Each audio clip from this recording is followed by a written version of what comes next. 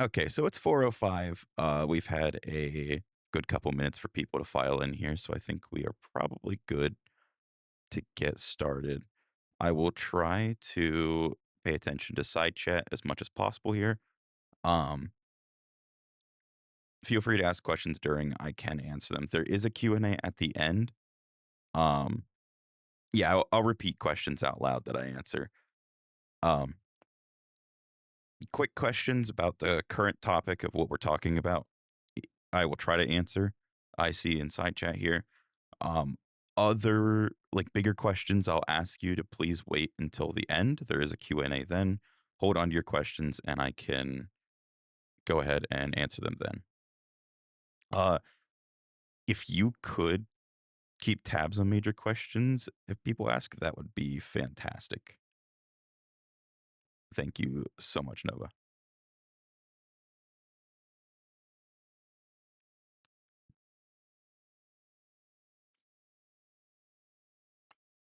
So, see some more people filing in, but we're just going to go ahead and start here. Um, Getting started here. Welcome to How to Train Your Toys. This is a presentation on brainwashing, conditioning, and behavior mod. And if you are like me, and many people here, you like hypnosis. Big surprise. And part of hypnosis, inherently, is conditioning. Um, and a big series of kinks within hypnosis have things to do with brainwashing and behavior mod. So this is a good topic to cover here because there's a lot of material to know and just understand in order to properly brainwash people. Sounds like an employee training video. Yeah, actually, I do. This is part of my day to day job is training people and doing like corporate training. So sorry if I get into that voice a little bit because I do that a lot.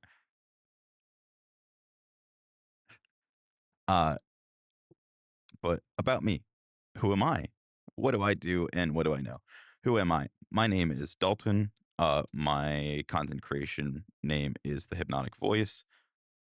I have been in the hypno scene for an extended time now.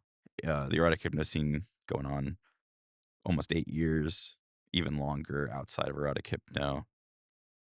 I've been teaching for a few years now and trying to do some more education stuff, trying to get back into it. I did teach this class before, as Braun pointed out, that it was familiar. However, all of the content in this class has been updated and changed since last time. Um, what do I do?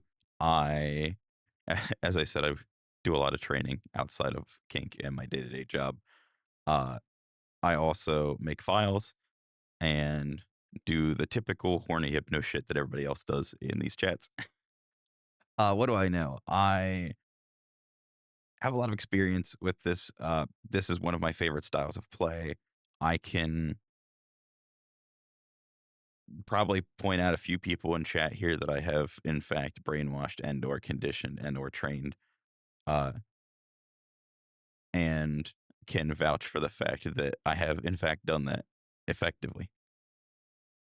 It is one of my favorite types of play. I've done a lot of research into it, a lot of study on it, and it is uh, a very big thing that I enjoy.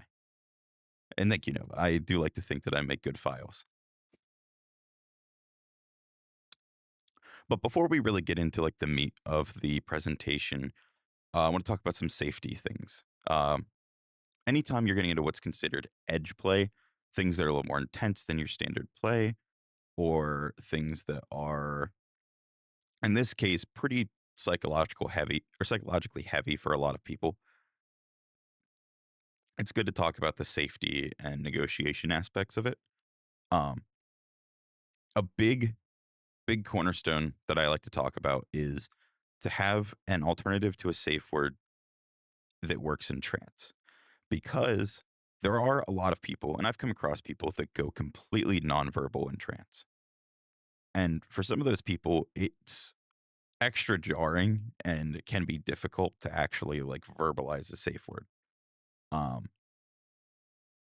so having a plan B just in case, very good idea. Just like to throw that out there. Um, exit protocols. Having a in case of emergency a suggestion that's like when you get into heavier brainwashing and stuff, sometimes people can get a little too into it or their focuses can be a little more directed. So having a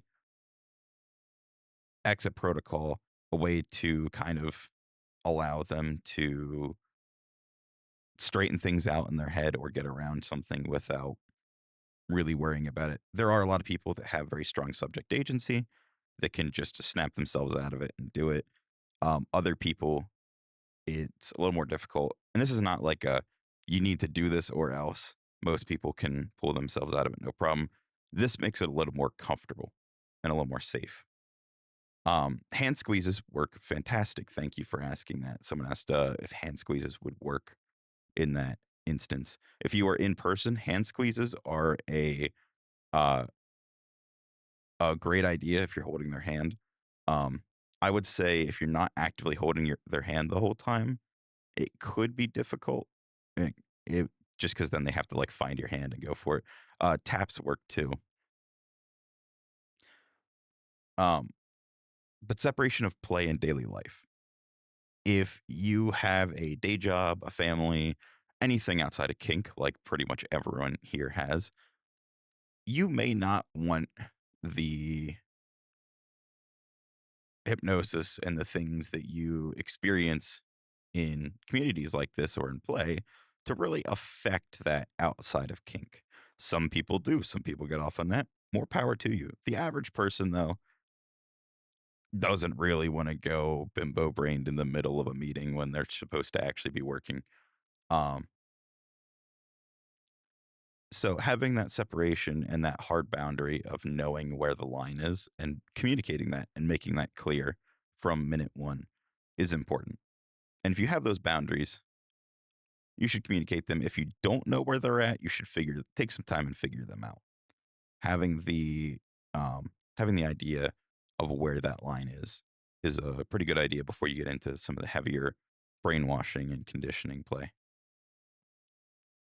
Using regular mental state check-ins, having the ability to just talk and check in and just pay attention to the way someone is changing. A lot of this play deals in long-term subtle mental shifts and ideological changes. So having those regular check-ins, making sure someone's still doing okay is important. And I know there's a conversation pretty recently, even in this server, that talked about it. But fostering an environment where people can feel comfortable just talking and kind of a constant check-in idea, just always talking and understanding where people are at is also big.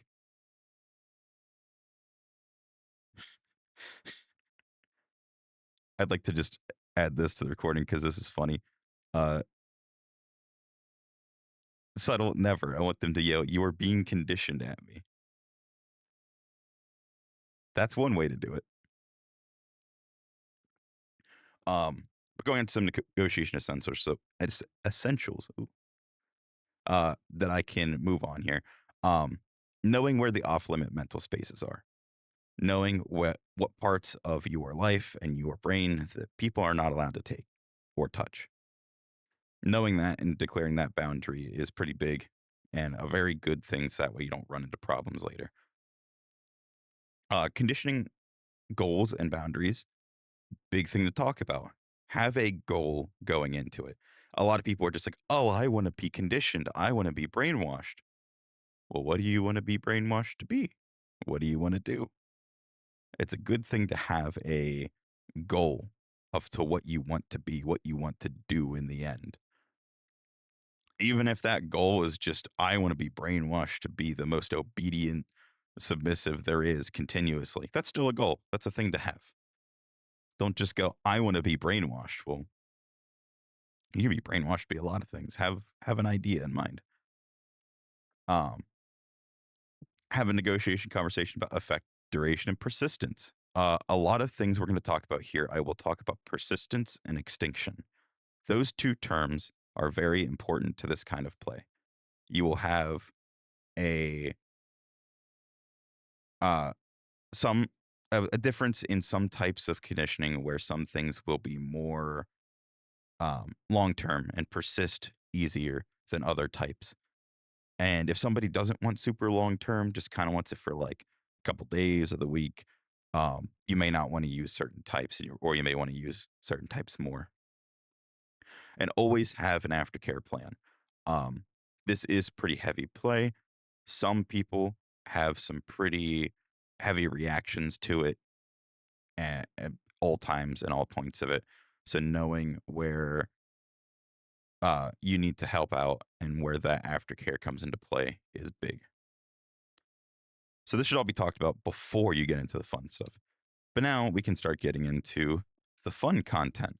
So talking about what I consider to be the levels of hypnosis when it comes to conditioning and this kind of play. We have light play, simple suggestions, temporary effects, your average stuff you'll see kind of floating around the server and not necessarily like your repetitive, constant conditioning. Moderate engagement, multi step triggers, suggestions that build off of each other, kind of your more repeat. This is kind of your average, like dynamic level play. Deep conditioning is like true training protocols. Like you build behavior patterns, you can alter perceptions and change like people's ideas on things, and that's where you really get into uh like changing someone's reality. That requires the most constant work and reinforcement. Transformational play can kind of pull from all of these. There are some people that do pet play, which is a type of transformational play, and you can have short term make somebody think they're a dog, or you can have long term moderate or deep conditioning that like they really believe that they are a pet, and their reality and ideology has been changed to think that and be that. Dronification is transformation, yes. Each level builds off the next. You can't skip just to deep. You kind of have to go from the light and the shallow end, work your way to the deep end. There's no jumping off into the deep end in this. Um, the foundations of mental control.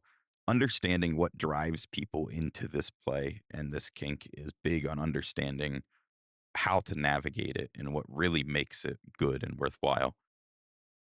For the controller, responsibility and care. Some people have big caregiver drives. Some people have just the desire to kind of be in charge and really take control of somebody. You get to witness the transformation over time and create a meaningful experience that you have creative influence over for someone. For the controlled, you get a higher level of surrender and release than typical play, and in some cases, help you explore identities.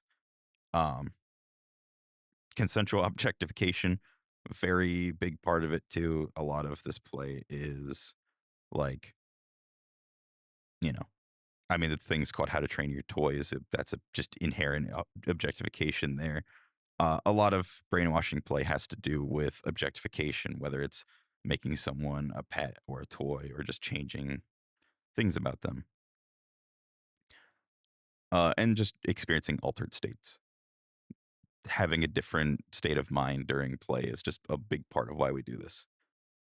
Um, Trust is the foundation to this play. You're not, I shouldn't say you're not going to, some people try. You shouldn't find someone out of hypno ads and talk to them for 5 minutes and then let them brainwash you.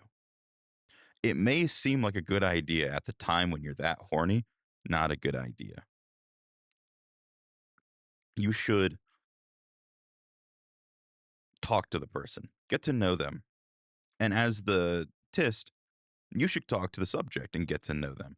Build that trust and that foundation, get an actual understanding of their mind and what makes them tick. Building that relationship is what allows you to actually condition someone and to make lasting, meaningful changes and do the kind of play that we like to do that's fun and healthy. Um, Vulnerability as a pathway kind of touches on that. Building that foundation and having everything built up allows you to be vulnerable.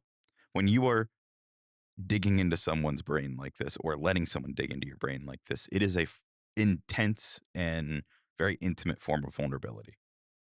And having that is uh, very important to understand between you and the responsibilities between.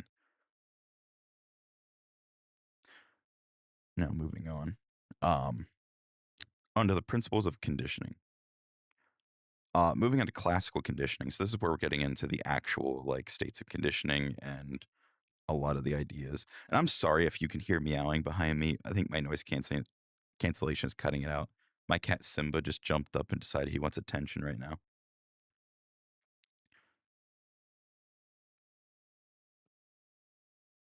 Uh, Classical conditioning is the automatic trigger response pattern that we have come to know and love in hypnosis, where you have the like X happens, X response happens. We've all heard of Pavlov and Pavlov's dogs, right?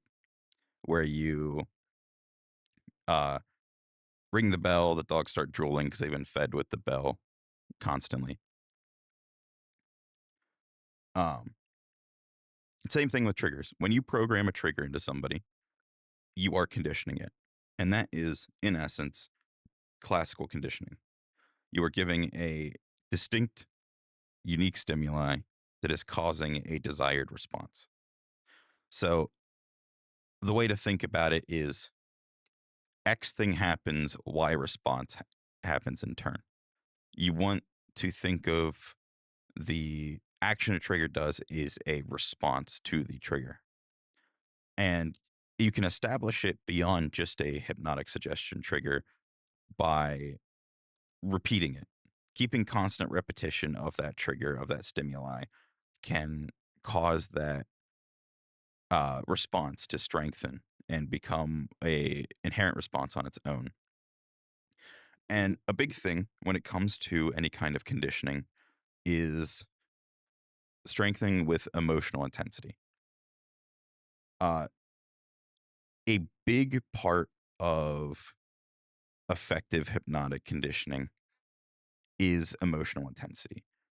Allowing there to be an emotional component allows our brains to remember things more effectively and allows us to process and build these neural pathways better.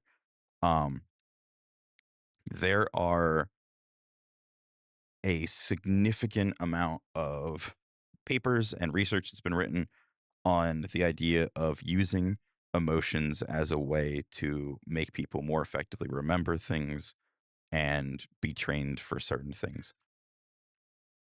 So adding things like, when you hear this trigger, it makes you happy to do this and you'll do it, like that is playing with emotion. Adding an emotional component really like kind of builds those pathways in the brains.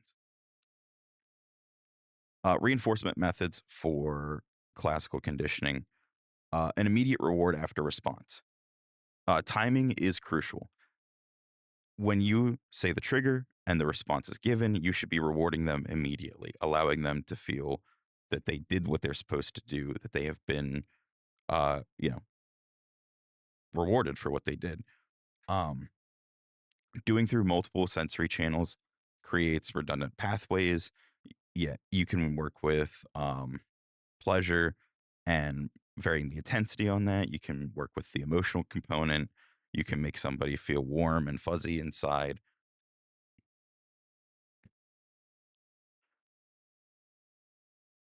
And having an intermittent strengthening schedule is big. Having the ability to um, reinforce your trigger, whether it's through hypnosis or just using it heavier for a period of time to let someone feel like extra rewarded and build those ideas stronger. When you condition someone, you are building actual neural pathways that are allowing um, allowing parts of your brain to actually form into a memory, into the skill and the training. So having an intermittent or strengthening schedule to reinforce that, to allow for more reinforcement and rewards can help strengthen that more effectively.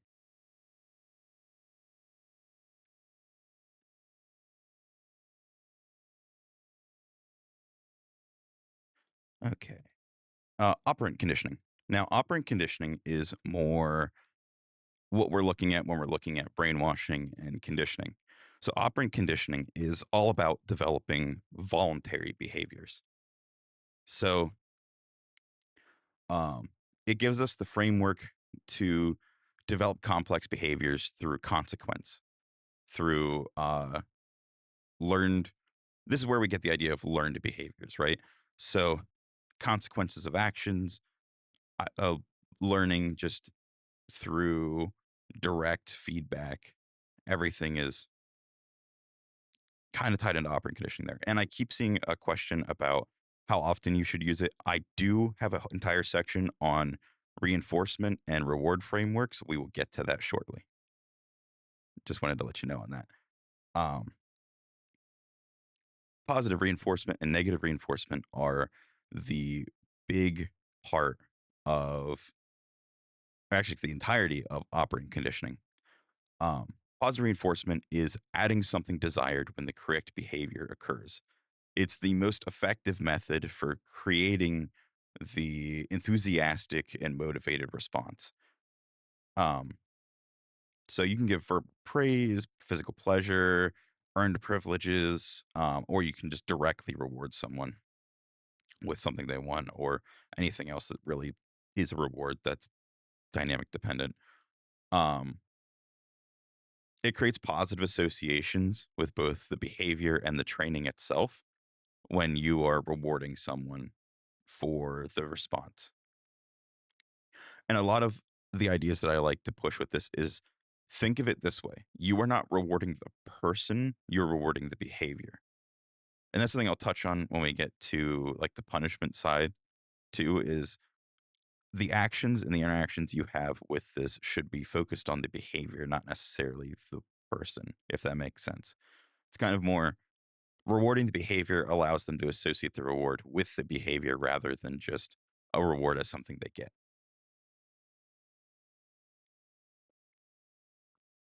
Negative reinforcement is the removal of something unpleasant. Um, when they give a correct behavior, you can have something like a restriction that they have, or a one I like to give as just a personal example because I like denial a lot. You can mix the two together, where if you have somebody on an orgasm restriction and they do something right and they've done it enough that you feel like rewarding them, you can lift the orgasm restriction. And that's both uh, negative reinforcement of removing something unpleasant, the denial, and positive reinforcement of adding something desired, an orgasm. You can blend them together. They're not mutually exclusive. So, negative reinforcement is a much stronger reinforcement to operant conditioning because removing something negative is a much stronger motivator than getting something positive. However, it's a double edged sword because it can create avoidance patterns. If you're always keeping someone on a negative pattern for negative reinforcement, they might start to be avoidant to the behavior. Um, you have to balance the two and you have to have a give and take. You can't just brute force someone through it. Eventually, either the behaviors will start to become extinct because they don't want to deal with it anymore, or it'll create avoidance patterns where they begin to avoid either just the training or your conditioning or you entirely. Moving on to the punishment, what I was saying we're going to touch here in a second.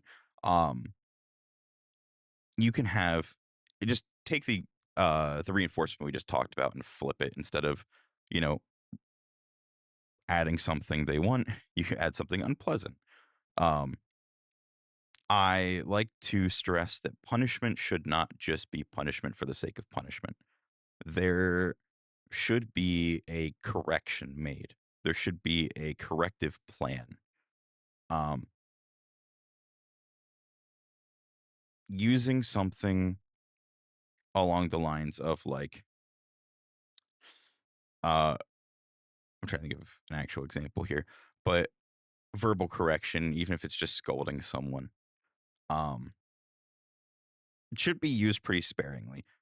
It will weaken the preceding behavior and it can cause a correction, but again, you're still at risk of creating avoidance patterns or people who are going to start becoming anxious or scared of that. And punishment shouldn't be used very frequently in these kind of like plans and frameworks. I do have a whole section coming up here about corrective actions and how to form corrective actions. And I highly recommend you use those more. So I don't touch on punishment a whole bunch. I do like to mention it because it is part of it. But punishments are fantastic. Do those as much as you want. That's a part of play that shouldn't change. Actual punishments, I like to believe, should be used sparingly because they can have some very negative effects, especially in this kind of play. It's not usually as effective or I'll say humane to the sub.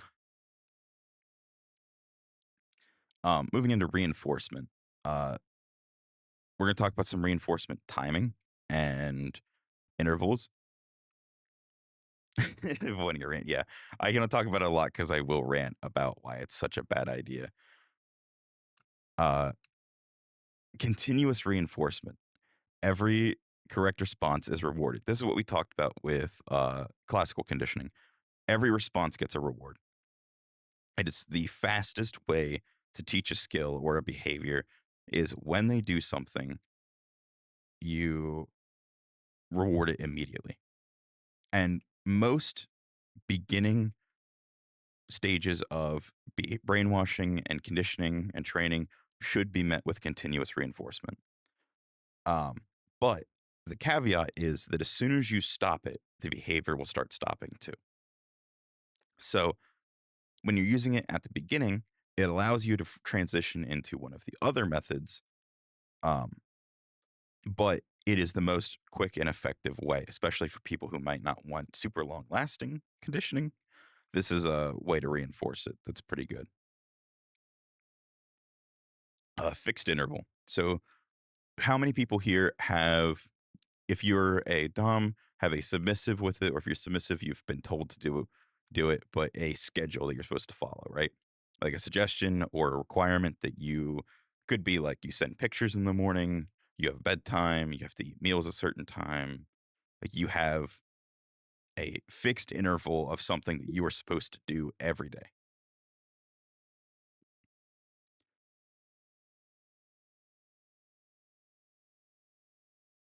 I see some people mentioning it or typing in chat here, and I see a thumbs up from Aver. Google Calendar, that's funny. Smart though.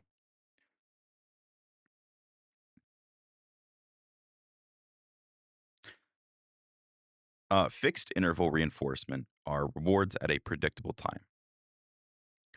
Um, Having something on a schedule creates an anticipation pattern. They're looking forward to the next scheduled instance of it. Um, the responses, the effectiveness of the response will peak right before the reward time. So if you have a scheduled time to do something, once they do it, and you reward it, say at the time they do it or shortly after, right before it's like right around that time where things are scheduled and things tend to kick off, it'll be the most effective. Their brain will start wanting to do it more and it'll build up stronger and stronger as long as you continue to reinforce and reward them for following that interval. And as I mentioned, best for scheduling scheduled check-ins and you can have scheduled training sessions. Uh, variable ratio. Variable ratio is one of the most powerful schedules and intervals that you can do in reinforcement. Um, who here has been gambling before?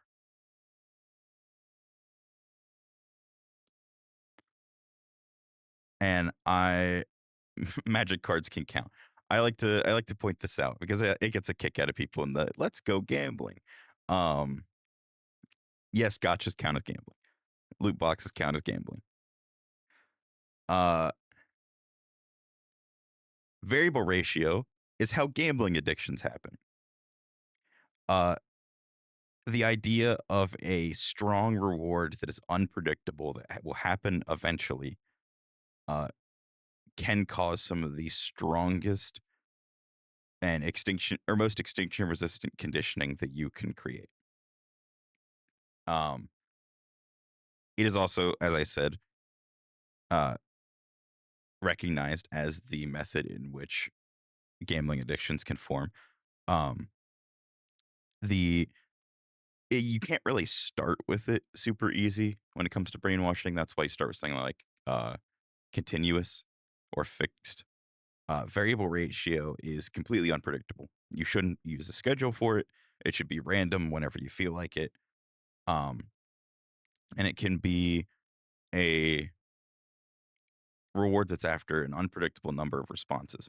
So every time they do it, you can still give like the good boy, good girl, good insert pet name here. Yeah, and I'll go over this here on which is more effective on which because there is another slide here, Nova, but that's a very good point on the some people that are very anti gambling or very anti variable reward. It does not work on. Um, it can create a persistent response though, built off of that unexpected uh, reward. So once they get used to being rewarded for something, and then you start pulling back that reward a bunch, it creates a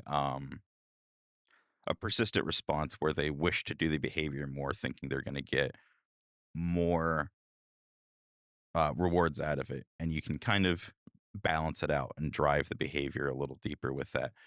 Um, it's the most resistant to extinction because once they get conditioned that the reward comes randomly, it gets harder to not expect it. Rewards is when just the dumb forgetting which behaviors are trying to enforce. Yeah. Um, yeah, honestly, the way gotchas do this is exactly how you should be doing a variable ratio or variable reward framework.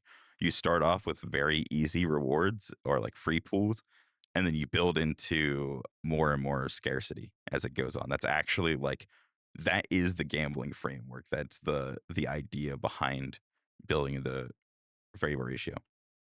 Um, variable interval though is a rewards at unpredictable time periods. So instead of it being by how many responses, you just do it at a random time. So um, if you have a rule that I like to use an example of like, say you have a rule where somebody has to have all their dishes done by the end of the day, right? They have to have a clean sink and a clean kitchen at the end of the day. And then you just randomly message them, hey, show me that you did the dishes. Send a picture of your sink. Suddenly they have to prove that they were following that. And it starts building that variable interval reinforcement where something is reinforced on a non-standard schedule and can be done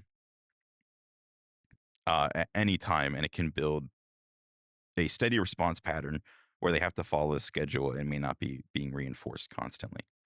Um, and now jumping back a little bit, I know Nova pointed out about some people that variable stuff can be less effective. I know ADHD was mentioned. Variable interval is one of the least effective methods on people with ADHD. because without constant reinforcement, sometimes people with ADHD will just forget that they're supposed to do the things that are being variably reinforced. Um, and also, people with anxiety disorders, variable ratio can cause anxious responses.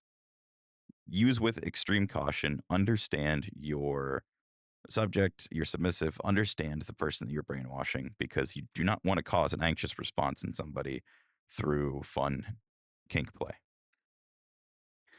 Um, what do I mean by ongoing maintenance? Ongoing maintenance is the continued reinforcement of behaviors or triggers or anything in that is a desired thing you would like to make persistent.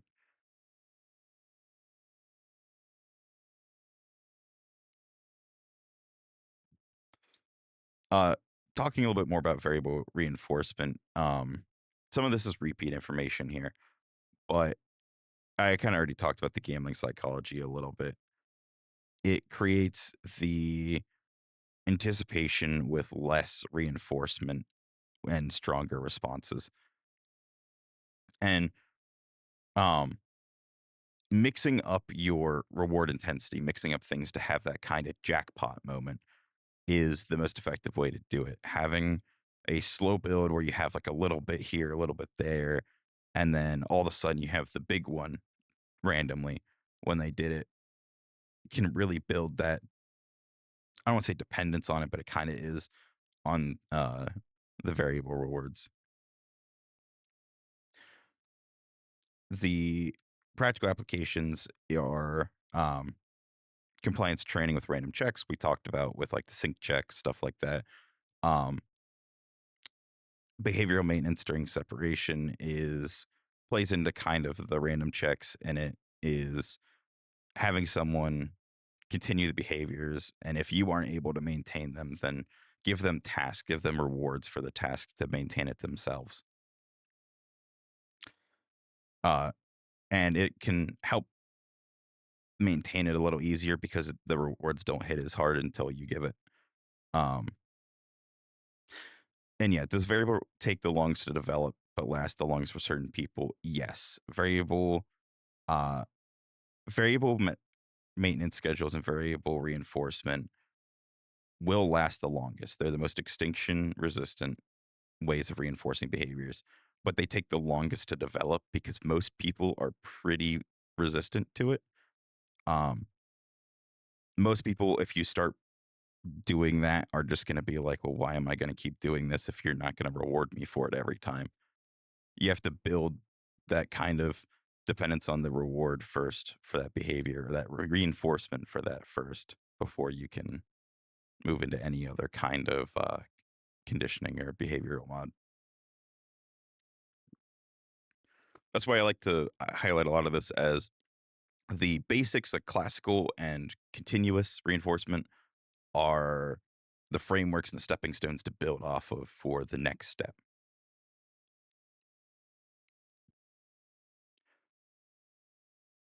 Reward system design. You should be personalizing your reward systems. The same rewards do not work for everybody. You can't just give everybody the exact same reward over and over again and expect it to work. The most sure finish the feel good word too. Yeah. Um, the most effective reward systems are tailored exactly to the values and ideologies that someone believes in. Understanding what they like, what they want, what drives them can allow you to build super effective rewards that will be both effective in your training and also super rewarding and fulfilling for the subject and the submissive. Um, Reward categories, you can have physical rewards, touch, sensation, physical play, sexual rewards, stuff like that. Um, you can have emotional rewards, praise, affirmation, emotional play. There will be a link shared for the presentation slides. Yes.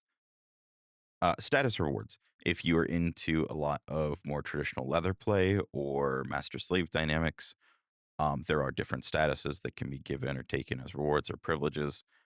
Um, a lot of this is dependent on dynamic and how you interact with each other in that dynamic, and if you're in a community, how you interact with that community. Experience rewards too. You can have, you know, if you're in person, IRL, you can be like, "Oh, you've done so well. We're gonna go to the amusement park today, or the movies, or something that they like to do." And special activities, or if you're long distance, it can be, "Oh, you've been so good. I picked up this game for us to play together." Um, Now you don't have to limit that just to rewards, but you can point that activity together as a reward. Um, yeah, streaming a comfort show can be a nice reward too. Yeah, anything that's like a shared experience together is a um is a very good reward for a lot of people. And that's where that relationship building comes in, having that comfort and that understanding. Um Rewards be various. Rewards can be various just by understanding what someone feels rewarded by getting. It's where like understanding the person is important. Like B just said about streaming comfort shows can be a reward. Understanding the values and desires of somebody allows you to tailor rewards to exactly what they want. Um, and that's where like motivation mapping comes in because you can discover those reinforcements. You can discover the rewards by identifying like what their values are, what their desires are, drives them to continue this. The effectiveness principles are just comparing like immediate rewards will always be stronger than delayed rewards for immediate like effectiveness at first, and um unexpected rewards will always hit more than predictable rewards, and personalized are always better than generic. um I see some people having the conversation about different words, and all of those are very good on understanding like the love language, understanding like affirmations and what people like, and just having that understanding can help you design that system better and work with it. And here's where we get to punishment. And I'll try not to rant too much on why punishment is bad. I just would like to start this with a blanket statement of correction is the goal, not to punish. We do not wish to punish the behavior or punish the person. We wish to stop the behavior. Um, Punishment weakens behaviors but doesn't teach a replacement. And the emotional impact often overshadows the intended lesson, and it creates an avoidance pattern where they're scared and they don't want to do that behavior anymore rather than a positive motivation to do better. Um, and it's most effective when it's very rare and meaningful only for like big, big mess ups. Constructive correction, my beloved, my favorite thing, the thing that I wish more people would use uh, and understand the difference in punishment versus correction. Um, Clearly communicating the what is wrong and what went wrong, and why it matters to the person is the first step, right? Somebody messes up, you sit them down and you can say, "This is what went wrong. This is why this is wrong, and this is why this affects me or bothers me, and I don't want you to do that again." Um, and not getting mad. Don't get mad. Don't get defensive. Express your disappointment that this happened and that you would like it to change, and give them a path to redeem themselves, to correct themselves. Give them the ability, like this is coming from a hypnotist and dominant side, giving the subject the ability to kind of redeem themselves or correct themselves with the path after you've expressed it is one of the most effective ways of training out bad behaviors. Um, having the ability for the submissive and the subject to understand and know why what they did is bad, and then giving them the path to correct it, and then rewarding them for correcting it is big. It's operant conditioning, replacing punishment, pretty much. Um, and then always end with reaffirmation of your relationship and your dynamic. Make sure they know that you don't think any less of them for this, that this is, you know, you're punishing and you are correcting the behavior, not the person. This does not affect the way you view them. This is just a blip on or a speed bump in the road to the desired behavior. Yeah, it's something people should do normally in relationships. Yeah, dynamics are just a relationship. Um, this is a little bit more dynamic sided because you have the power exchange. But yeah, if somebody's doing something wrong, you should communicate that, work with correct or constructive correction rather than punishments. It's more effective. It works better. You're actually going to fix the behaviors and instead of just creating avoidance patterns and issues down the line. Um, Practical guidelines. We kind of talked about this. You're correcting the behavior, not the person. Consider the arousal impacts and punishments may have. Punishments. Understand what's a punishment, what's not. Don't use punishments for actual correction. It's not going to actually have an effect. In fact, punishments can act as a reinforcement mechanism because if it's a fun thing that people like, they're going to keep wanting to do it. Uh, Matching the intensity to the importance of the violation, it's a um make the punishment fit the crime. If somebody does a small mess up, don't make them like run 3 miles for it. Like, be reasonable because even with corrective or corrective action and constructive correction, you can create avoidance patterns if the correction is way too extreme. And always positively reinforce after it.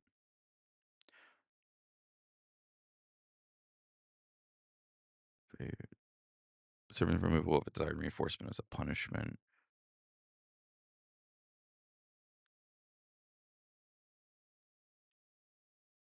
Not sure I understand that question. I think we should touch back on that later there in the sidebar. Extinction techniques. This is, and I would like to stress before we get into this, constructive correction is always the way to go when trying to remove behaviors. Uh, if it is not working and you would like to still remove the behavior and everything is still passes all the checks that this is good and important, um, this is like hitting the emergency stop button. This is the like, I want this to stop and I'm not asking anymore. Um, it is a removal of unwanted behaviors. You start by pretty much removing the and reinforcement of said behavior. Um, and it can be gradual or usually just cold turkey. And you will see an increase in that behavior as our dopamine starved brains are looking for the fix, and that is called an extinction burst. And it'll gradually weaken the response until it completely disappears. Um, I don't recommend that you do an extinction pattern until you've tried to correct it, because this can have a lot of unintended consequences. Use sparingly, use with caution. Your mileage may vary. Um, oh, I hit back by accident. Managing extinction bursts. Preparing for the temporary intensification of their behavior is important. It is, oh, don't exactly when you need to do this. Only like if you still have a behavior that you want to train out of somebody that doing normal correction just isn't working. Um, Some people like this more that are super bratty and want to be like hard stopped on certain things. Um, and yeah, I can give an example shortly. But to manage them, you have to prepare for the temporary intensification and remain consistent. Don't budge, don't give them a little bit because the second you give, you're starting back over again. Providing an alternative outlet the uh, for the emotions they're feeling or the cravings is big, and using some form of distraction during the peak of the extinction burst is important. Um, because a lot of hypno can play into just general like psychology and what people understand. A good example is who here has quit smoking before or quit nicotine, um, or uses nicotine in any way. If you try to cold turkey it, or if you have cold turkeyed it, you know how badly that sucks and how much more you want to smoke until you finally get over it. Uh, I cold turkeyed cigarettes a couple years ago, and I vape still, but yeah, it sucks. And if you give in at any point of it, the extinction burst makes it much worse when you go back into it because it drives the behavior much stronger. Um, when you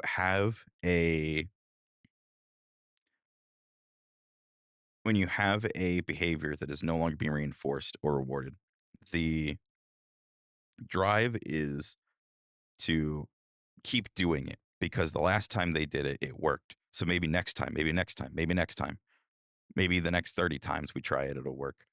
And then all of a sudden it doesn't work. They're not getting it, your brain's not getting the reinforcement for it. So then it starts going away. But it's trying to find that dopamine hit, that reward hit uh, that's suddenly been removed. That can be. Um, so that idea is a bit more complex. It can be similar to like someone throwing a tantrum or child throwing a tantrum, but it's a little more, those are a little more complex than just extinction bursts. Um, but replacement strategies. Always pair extinction with reinforcement of an alternate behavior. Always have, if you're getting rid of something, have something that they are moving towards instead. Don't just get rid of it and leave a void because it will come back. How different is avoidance versus extinction? Oh, great question, Shrum. Actually, great question.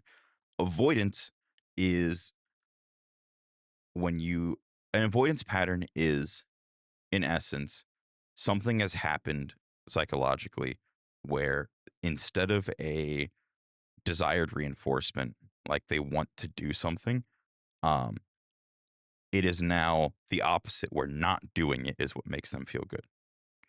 uh, where they have reinforced in some way that they're not supposed to do this. That's what punishment causes, right? If you directly punish a behavior, doing that behavior can create an anxious response, and then when they stop doing it, it creates a positive response where suddenly they're not feeling anxious anymore. Um, and so person reinforcing behavior, not actually doing anything. Stop it.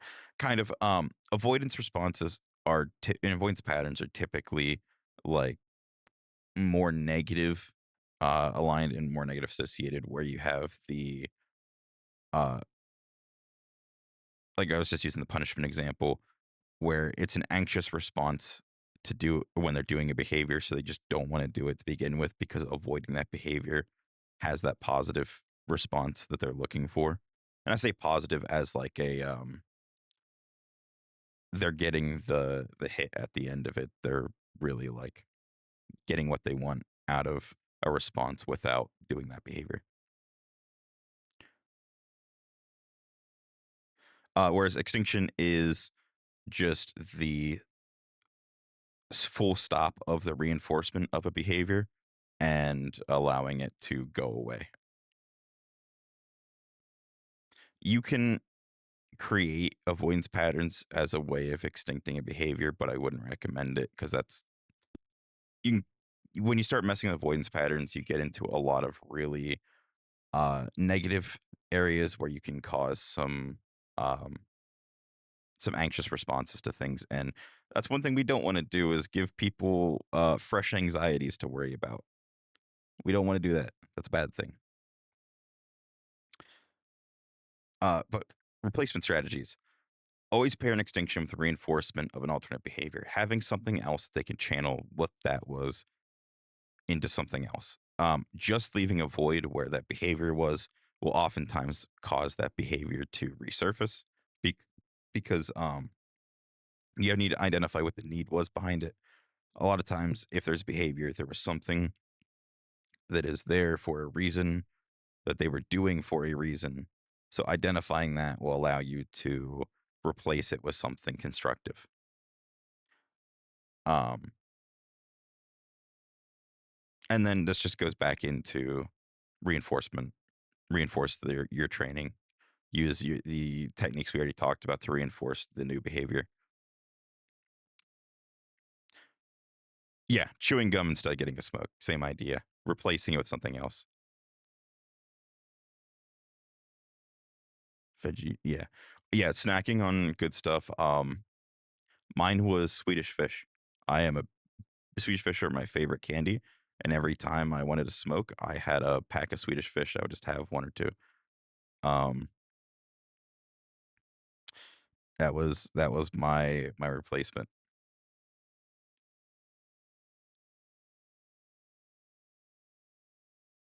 Swedish fish are fantastic. We love Swedish fish. Um, Long-term maintenance. Everything that we talked about here requires extensive maintenance and work.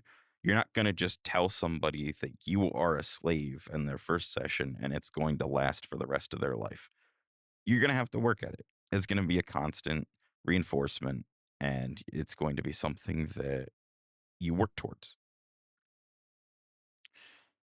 Uh, Natural degradation factors will always happen in any type of conditioning. All conditioning will weaken without reinforcement. And things like environmental changes, like somebody moving houses or things happening in their personal life or new jobs, things like that, can all affect the stability of their responses. The more somebody's got going on in their brain, the harder it is for them to sort things out to respond in the way they've been trained to. Competing associations can also interfere. And I say that as sometimes people will just have associations naturally based on personal experience and their life. Other times, if it's somebody that plays with other people, sometimes their associations will already be established and it can be difficult to work around that. That's where just being aware of things comes into play. And psychological growth creates new context. A lot of us here are probably within the 18 to 21 or the 22 to 25 age groups, or shortened to just 18 through 20s. Um, I would say probably most people on this server are below the age of 30. And a lot of people, especially below the age of 25, are going to be experiencing a lot of brain development over the next couple of years. And that can uh, cause some interesting things. So the more that your uh, psychological growth happens, the more it develops new contexts and new things and new, you know, reasonings and ideas that can also affect brainwashing conditioning. And that's where check-ins and understanding things should come into play. And just, keeping up with understanding and building that relationship is important. Um, some refresher techniques, things like scheduled reinforcement sessions and spot checks are big. Keeping up with things on a regular schedule, a regular routine plays a big part into this. If you want to brainwash somebody, you gotta build a routine and keep up on it and keep it regular. Ritual renewals of established patterns are good. That regular routine. If you say you have a weekly session that you do with somebody and they really reinforce your brainwashing every time, um, and you can build uh, the ritual of renewing that pattern every time you do that session. And the more you have that ritual built, the progressive deepening of those responses occurs where things will get stronger and stronger just off of repetition. Um, I did see Bubble mentioned about self abandonment and lack of stable identity can be a potential issue. If I become XYZ, then they'll love me forever and ever type deal. Yeah, so that is a concern, especially with playing with people who are closer to the 18 side, the underdeveloped brains. Um, that's where keeping the regular check-ins comes into play, understanding where someone is at psychologically. Um, this kind of play can lead into some pretty unhealthy mental states and thought patterns. That's why doing this responsibly and understanding what you're doing and where both people are coming from in this is very big. It can get away from you real fast if you're not checking in and understanding where someone's at. And if you're a test and you start noticing a subject is getting like that, having conversations or even just acknowledging that this kind of play is not good for them anymore is big. And if you're a subject noticing that you're starting to get that way, um, really sit and think about like, is this kind of play right for you?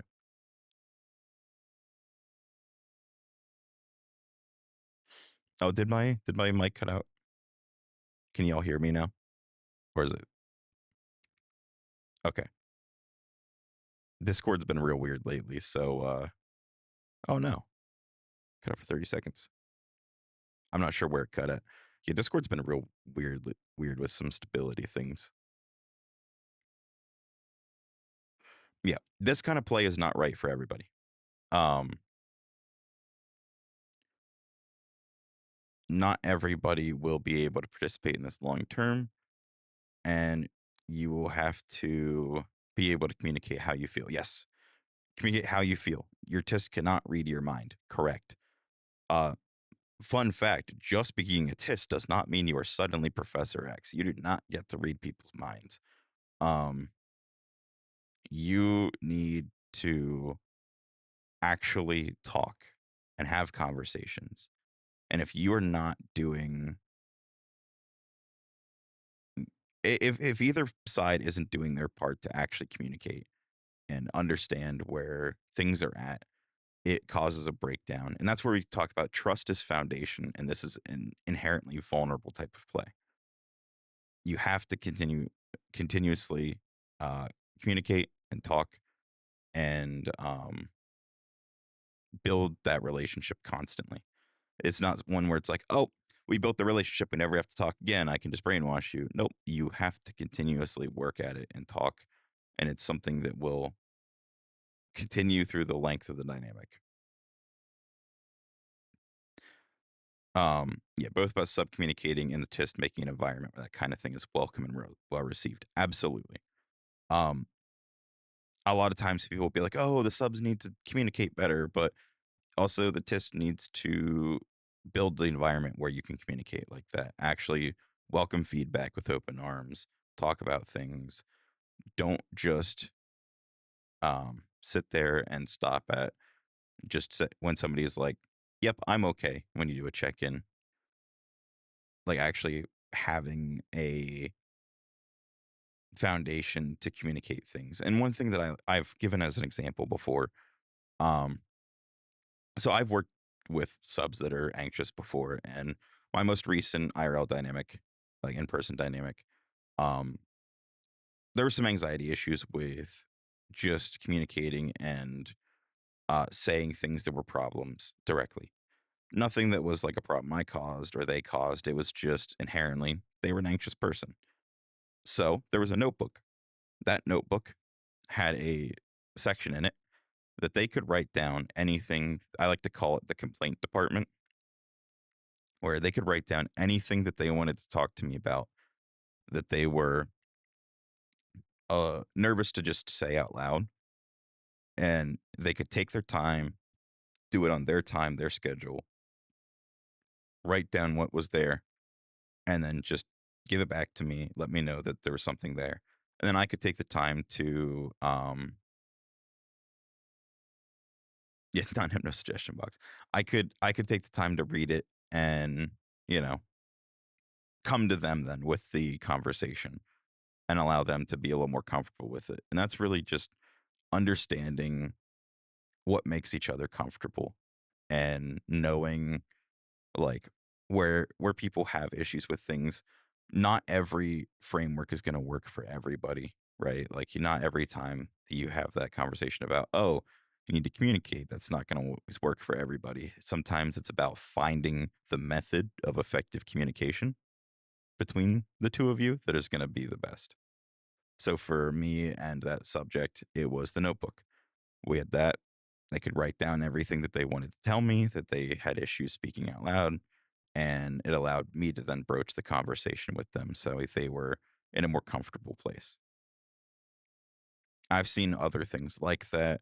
I've seen, um, you know, notebooks. I've seen people just having like a personal server with somebody in it that they can just dump things in a chat. Kind of same idea. Some people have scheduled days where it's just you can voice those anything. I see the Death Note gif there. Um,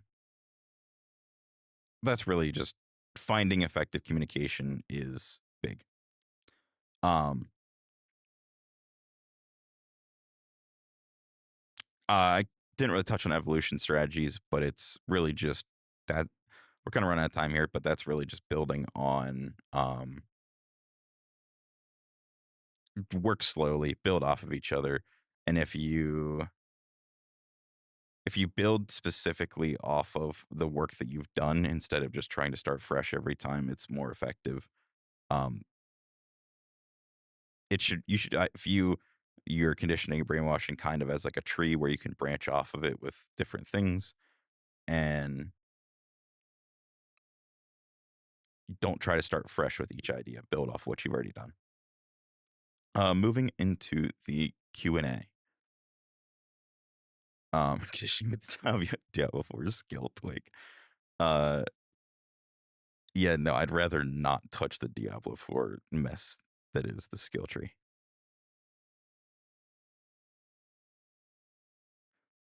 Any questions? You can bring out any big questions here.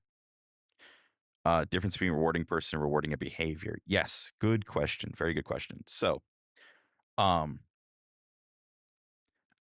rewarding a person versus rewarding a behavior is a big part of like mindset with it, but it's also about clarification. So, when you are rewarding someone, make it clear that like it's more than just, oh, you're being good, you get this reward. It's like, oh, you did this thing. This is good.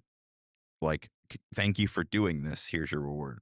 Um, praising them for that reward. Don't just praise them. It's a difference between um saying that someone's, oh, you're a good girl versus saying, oh, you did this so well. You're such a good girl for that.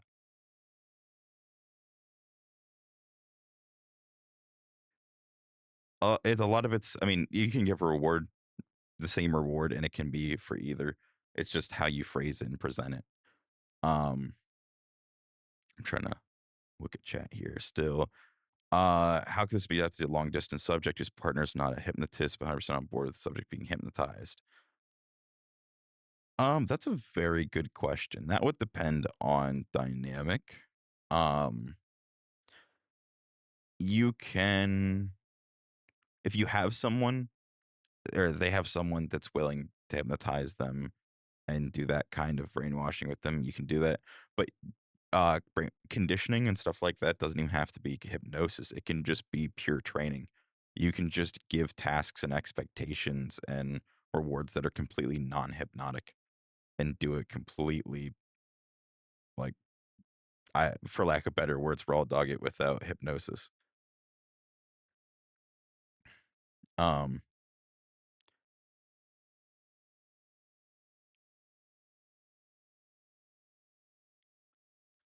feel comfortable. How can I evolve from there? What can I give them to endorse further sessions?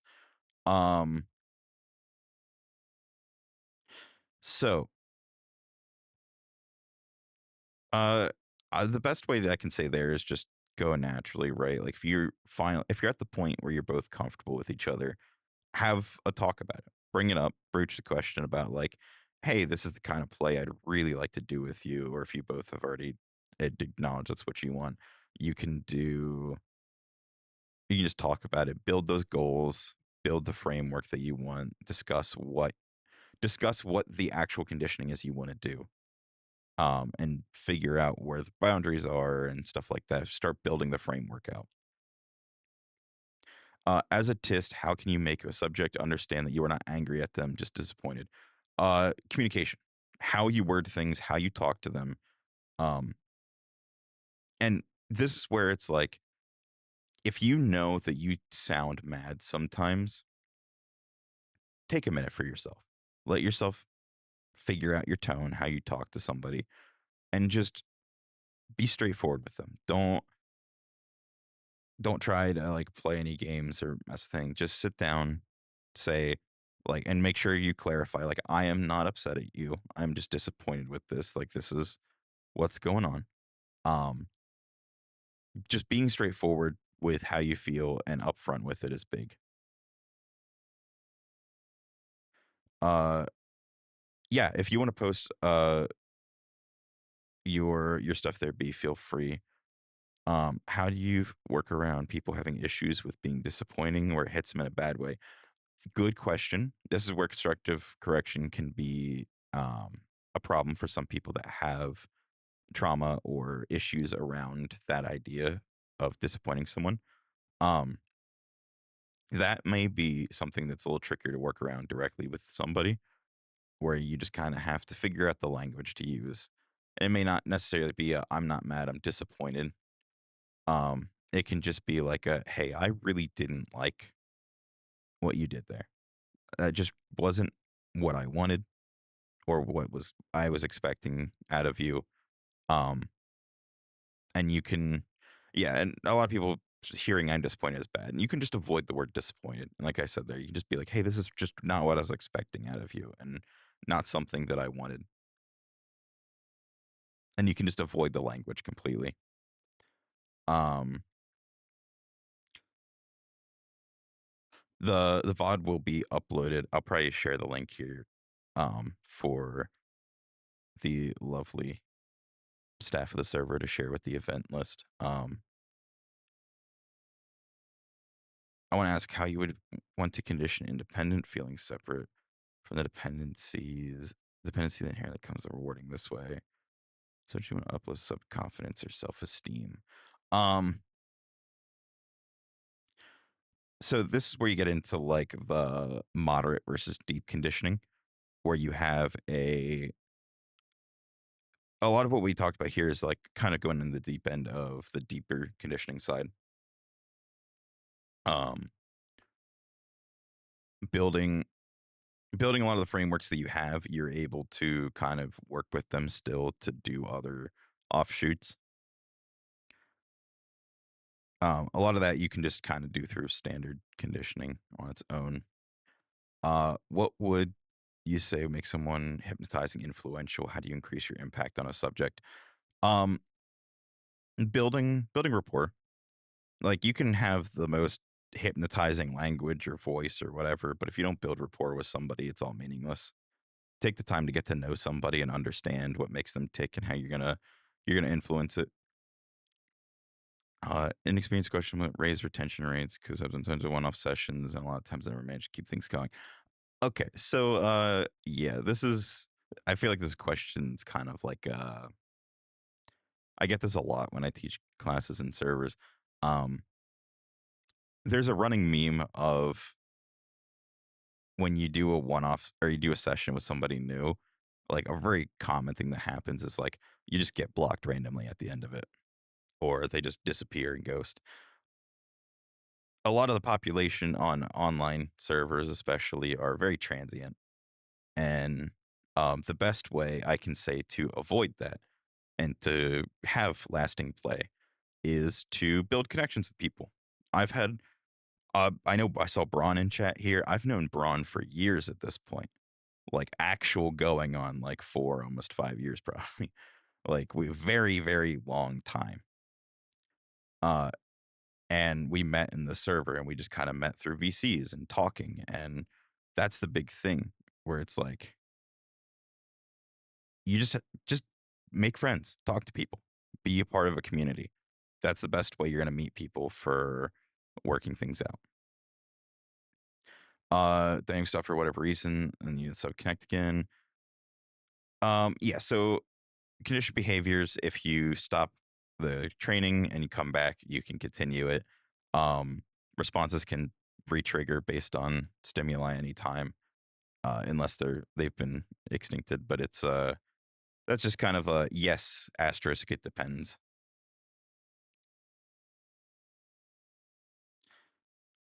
I'm trying to find another question. Uh, yeah, I'm not gonna really answer that one there about the belly dance. That's just you talk to them and you can build your suggestions and your sessions to work with that.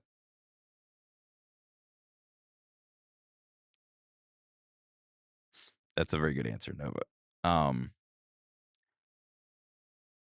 any other questions?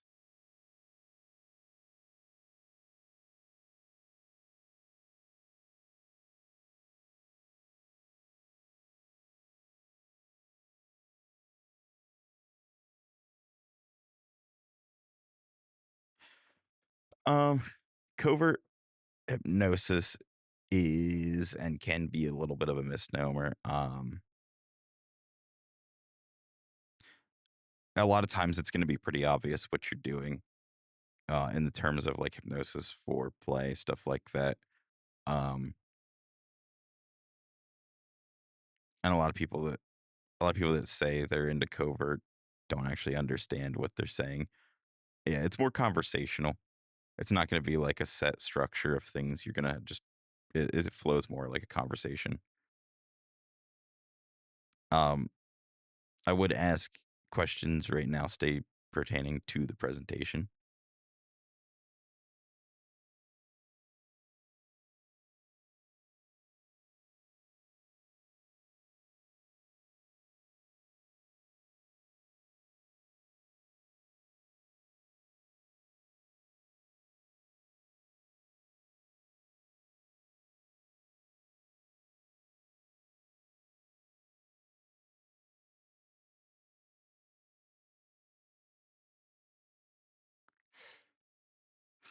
Yeah, so I will be uploading this on my the Hypnotic Voice YouTube channel, probably as an unlisted video, and I will share the link with the lovely staff here, and they will be probably posting the link for you guys to access later.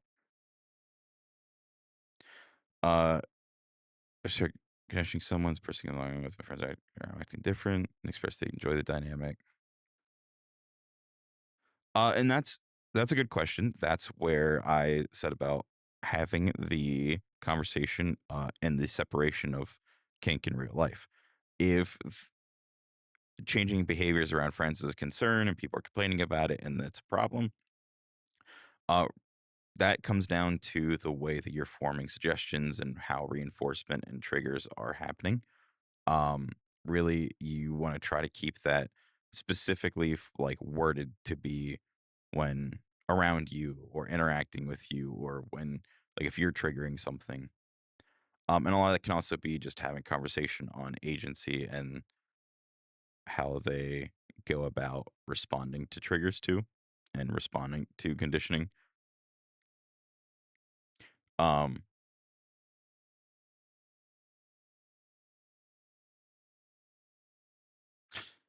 that's a very good point, Bubble. Arguments can be made that these kind of engagements in play can be unethical. It's informed consent. it comes down to both parties need to know what's happening, what's going on, where the lines are, and then stick to those and understand like continuing what's going on.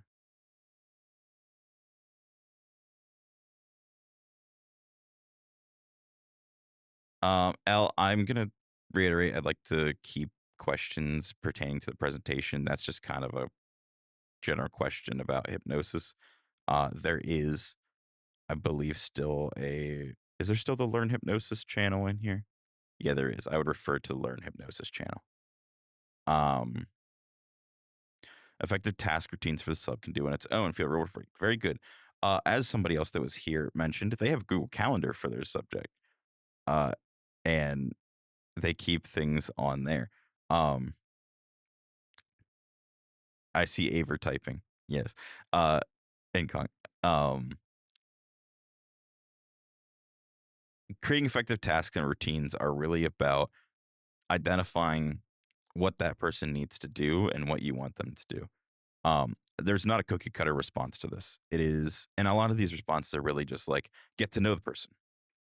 Some of it can be as simple as getting to know like uh, what routines they have already and what they need and fitting it into there. Um, but really, any routine or task can be effective, rewarding if given proper reinforcement beyond it.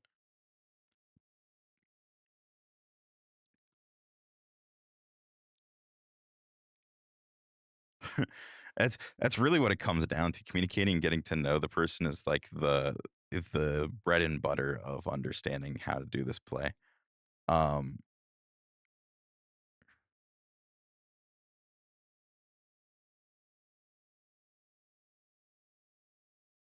Michael, I saw your question there. I'm also going to refer you to the Learn Hypnosis chat because that's more of a question of just I believe is already answered in there. It's just talking to people. It's a very good point, Veil Threat. On a very basic level, hiring a personal trainer or life coach can have a very similar idea where it's consensual ideological changes and behavioral changes. You're understanding what you're trying to change. You have a goal going into it. Everything is kind of, both sides are really there for good reasons and know what's going on.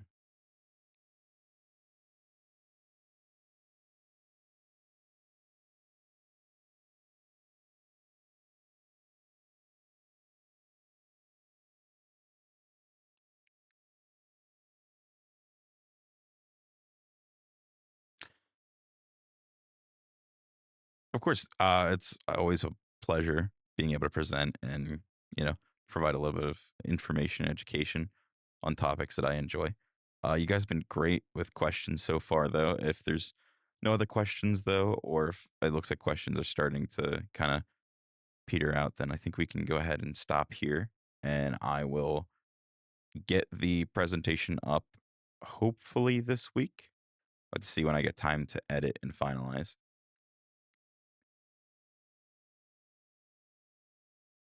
Yeah, no problem. Uh, it has been lovely. I'm going to go ahead and stop the stream and stop the recording now.